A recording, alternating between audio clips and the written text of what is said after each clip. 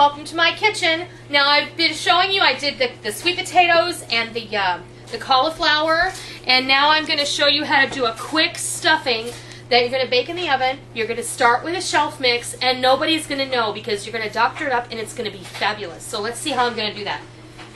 Right now I have 2 packets of my favorite store-bought stuffing mix. This is a sage and this is a turkey. Stovetop. Stovetop, right.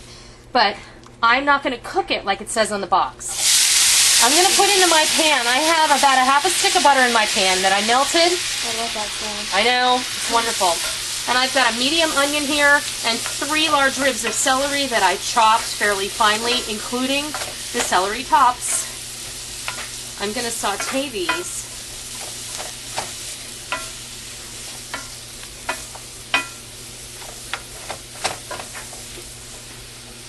And then over here, I have 3 cups of chicken stock that I have warming. And the reason we're going to do that is because, you know, when you make this, they tell you to boil the water and add the butter to it. And then when everything comes to a boil, you just toss what's in this package into the boiling water, you turn it off, and you let it sit for 5 minutes, then you fluff it with a fork. Well, this is a similar concept. We're going to use the packet, but we're going to add some of these fresh vegetables, and it's going to just enhance the dehydrated veggies that are already in the mix. There aren't really a whole lot of dehydrated veggies, let's face it. There could be more, right?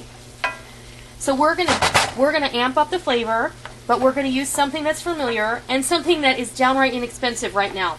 If you're a coupon or a budget shopper, these boxes right now are $2 for $3 in my area. So I also know that you can get the store brand mostly for $1 a box, sometimes less. This is the time to stock up on these if you like them and if they're a staple in your household. There's nothing wrong with using a mix. Everybody needs to give themselves permission to use a convenience item. It's okay. It's just pre-measured ingredients. I understand that sometimes we don't want to do all the processed stuff, but it is sometimes this can be a very stressful time of year, and also it can be made even more stressful because a lot of people today have some serious financial issues, and it's very difficult to get past that. There are a lot of people who are in depressive states because of their financial situation. There are millions of people out of work. Just because you're out of work doesn't mean that you don't have something to be thankful for. It doesn't mean that we can't have a nice Thanksgiving dinner. I've said it before and I'll say it again. You don't have to eat turkey to be thankful. And you don't have to have turkey and stuffing and mashed potatoes to have a Thanksgiving dinner. All that really matters is that we're together and that we assess what we do have and that we're thankful for it. So this is just my way of helping. I hope that there are some people that are benefiting from this, because it would make me horrifically sad to know that there are people out there who think that they can't do anything. I could put a Thanksgiving dinner on the table that is very similar to a turkey dinner that could be very inexpensive. It's just all in how you look at it and how you do it. So anyway, I'm going to continue sauteing these vegetables off until they're ready and the onions are translucent, and I'm going to come back when they're ready for the next. Okay, our onions and celery are just about at the stage I want them.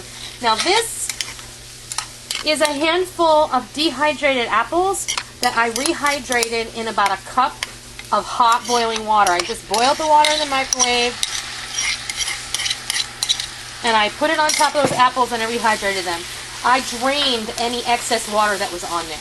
But you don't have to. You can just toss it in. It'll be fine. I'm just going to give these a saute just a little bit. They don't need much.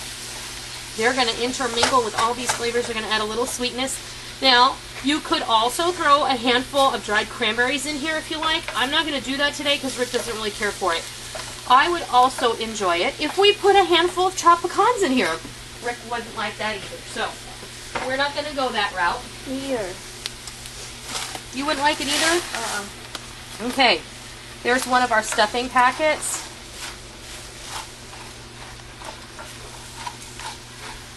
And I'm just going to get that in here.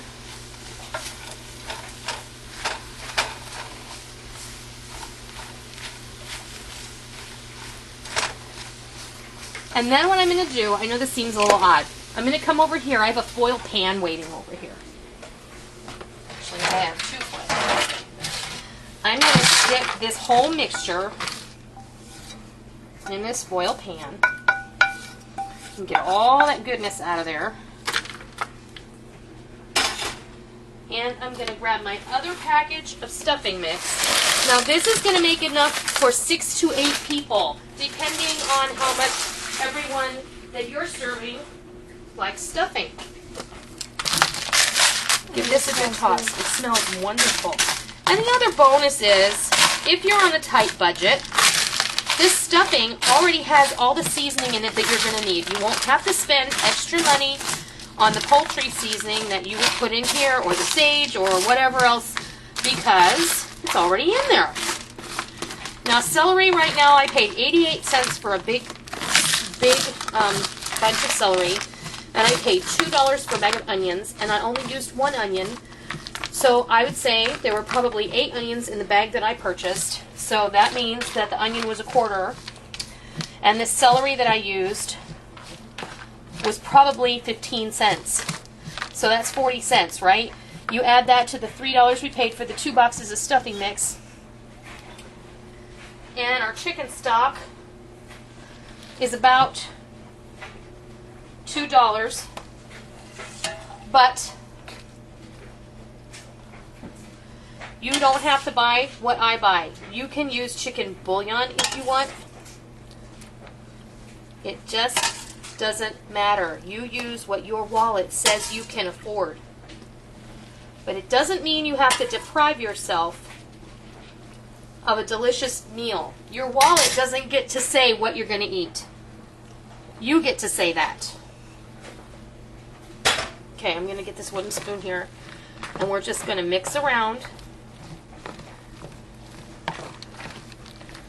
And this is where you're going to judge. Does it look too wet? Does it look a little dry? If it's too wet, don't worry about it, because you're going to throw this in the oven anyway, and that's going to take care of some of that moisture. If it looks a little dry, you're going to just add a little hot water. If you don't have any more chicken stock, add a little hot water. It's going to be just fine. This smells wonderful. Okay, so what I'm going to do is I'm just going to spread this here in the casserole pan. And again, foil pans are your friend in the kitchen at Thanksgiving. And what are we going to do? We're going to throw this in the oven right next to our sweet potatoes that have been roasting away. I have stirred them 1 time, and that's going to go in there and take a nap with each other. We'll be back when the stuffing is ready to come out of the oven, and I'm going to show you what it looks like. All right, our stuffing has come out of the oven, and it's got a nice crispy top, but it's really nice and soft on the inside because of how we put it together with the chicken stock and how we poured it over. And I realize you're probably not going to eat that much in a serving, but I wanted to just show that to you. The top is really crunchy, and with those little bit of apple, it got caramelized a little bit on the bottom. I don't know if you can see it, but it did. It's really, really nice. So let's come over here. I'll just put this here. So there is a quick and easy, maybe not quick. I keep saying quick and easy. I just feel like quick and easy go together. But this is really a stress-free version of a traditional stuffing. We just pumped up that flavor a little more by adding those sauteed fresh vegetables and the rehydrated apple. It really does add a different level of flavor in there, and it adds a little bit of sweetness, and then go with that salty chicken stock and that crunchy bread. And if you're a stuffing lover, I just know that you're going to love this stuffing. It's just another option for you. It's easy on the wallet and really easy on the taste buds. So, there you have it.